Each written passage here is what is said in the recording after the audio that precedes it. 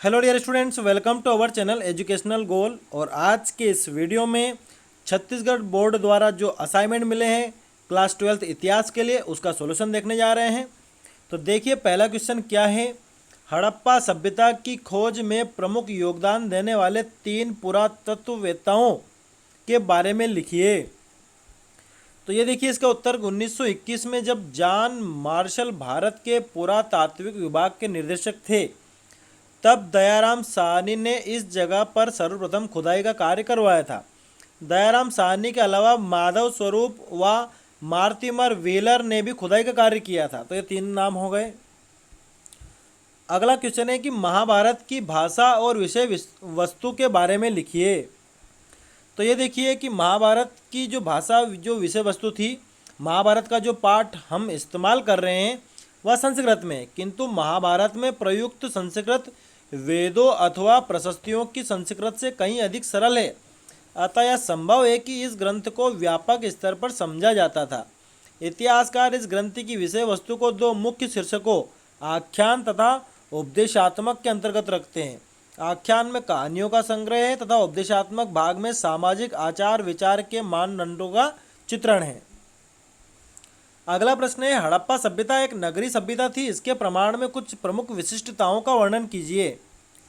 तो ये देखिए इसका उत्तर, हड़प्पा सभ्यता एक नगरीय सभ्यता थी। इसे निम्न बिंदुओं के आधार पर समझा जा सकता है। पहला है, नगर जैसे हड़प्पा और मोहनजोदड़ो 2 भाग में विभाजित थे।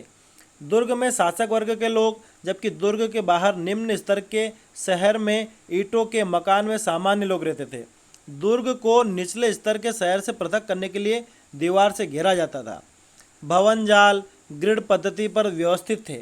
नगरों में सड़कें एक दूसरे को समकोण पर काटती थी, जिसके कारण नगर कई खंडों में विभक्त थे। तीसरा पॉइंट है, इन नगरों में घर, नालों तथा सड़कों का एक साथ योजनाबद्ध तरीके से निर्माण किया गया। नियोजित जल निकास प्रणाली नगरों की प्रमुख विशेषता थी। अक्सर घरों की नालियों को सड़कों की नालियों से जोड़ा गया था।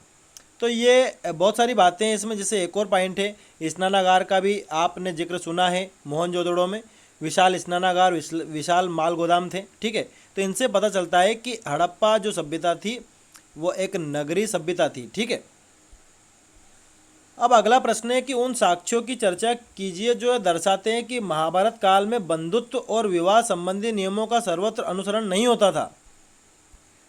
तो ये देखिए उत्तर थोड़ा बड़ा है, जैसे कि महाभारत काल में बंधुत्व। ठीक है, और उसी का दूसरा पॉइंट है यहाँ पर कि विवाह संबंधी ब्राह्मणीय नियम और उसका सर्वत्र अनुसरण।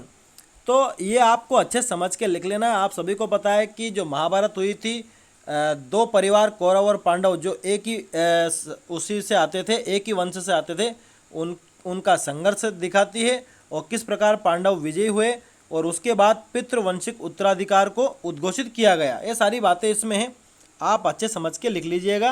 पूरा समझाएंगे, वीडियो बड़ा हो जाएगा तो आप इसको लिख सकते हैं। Thanks for watching this video.